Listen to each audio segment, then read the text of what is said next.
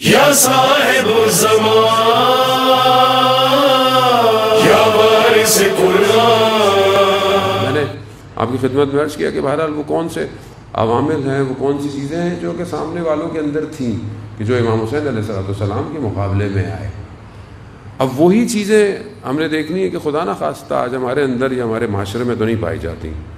کیوں؟ کیونکہ جب وہ آئے گا تو بھی وہ ساری چیزیں ابھریں گی.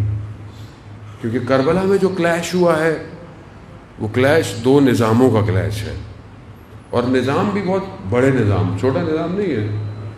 ادھر جو آیا ہے وہ ایک شخص نہیں ہے جو آپ بیٹھے ہوئے کبھی کبھی کچھ لوگ اس کو جسٹیفائی کر رہے ہوتے ہیں کہ آپ وہ ہے، شخص تھا، وہ تو تھا ہی نہیں فلانا. بات اس کا نہیں ہے، بات سسٹم کی ہے.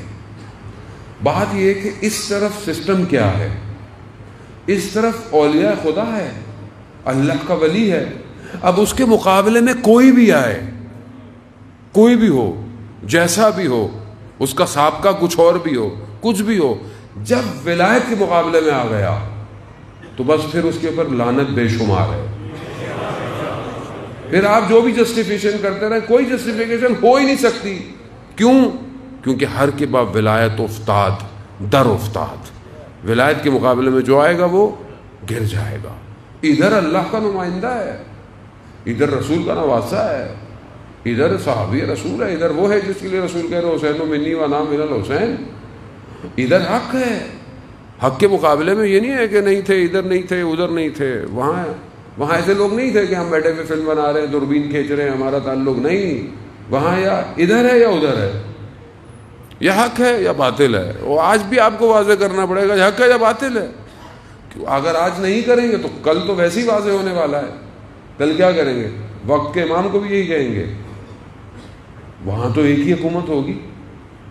خدا نے کہا ہے جانے محترم، بعض اوقات ہم باتیں مانتے تو ہیں، پڑھتے بھی ہیں، ہمیں یقین نہیں ہوتا بعض اوقات انٹلیکچوئل طور پر. ہم لوگ ماشاءاللہ پڑھے لکھ کے بہت زیادہ ہیں نا، جب زیادہ پڑھ جاتا ہے آدمی کہتا ہے وہ ہاؤ از پاسبل، یہ کیسے ہوگا فلانا. ہوگا، جب خدا کہہ رہا ہوگا تو ہوگا. وہ خدا جو خاک سے ہمیں جان دے سکتا ہے، ایک نطفے سے انسان بنا سکتا ہے، وہ قرآن میں کہہ رہا ہے کہ تمہیں میں دوبارہ اٹھاؤں گا. جب پہلے اس نے کچھ نہیں سے بنا دیا تو اس کو اٹھانا مشکل ہے کیا؟ وہی خدا کہہ رہا ہے کہ انا حزب اللہ هم الغالبون، اللہ کا گروہ ہے جو غالب آگے رہے گا. تو پھر ہمیں کیا گھبراہٹ کی ضرورت ہے؟ ہمیں گھبرانے کی ضرورت نہیں ہے. گھبرائیں تو وہ جو اس گروہ میں نہیں ہے. تو ہمیں اس طرف بڑھنا ہے، اور یہی وجہ ہے کہ وہ دشمن بھی سامنے سے پوری طاقت لیے بیٹھا ہے. تو یہاں جو نمائندہ ہے وہ شیطان کا نمائندہ ہے، اور ادھر جو ہے وہ اللہ کا نمائندہ ہے. اور دونوں کا آپس میں ٹکراؤ، وہ ٹکراؤ بہت بڑا ٹکراؤ ہے. وہ وارث انبیاء ہے، ادھر وارث فرعون ہے، وارث ہارون ہے، وارث شداد ہے. ادھر وہ ہے، ادھر وہ ہے.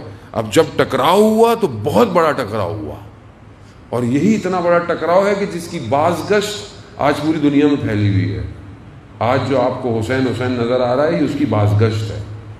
بازگشت کسے کہتے ہیں؟ بہرحال بچے بیٹھے، میں انگلش کا ورڈ اس کے لیے میں کیا استعمال کروں، کہ جب آپ پہاڑوں کی وادیوں میں کوئی چیز آپ آواز نکالیں تو آواز ٹکرا کے واپس آتی ہے.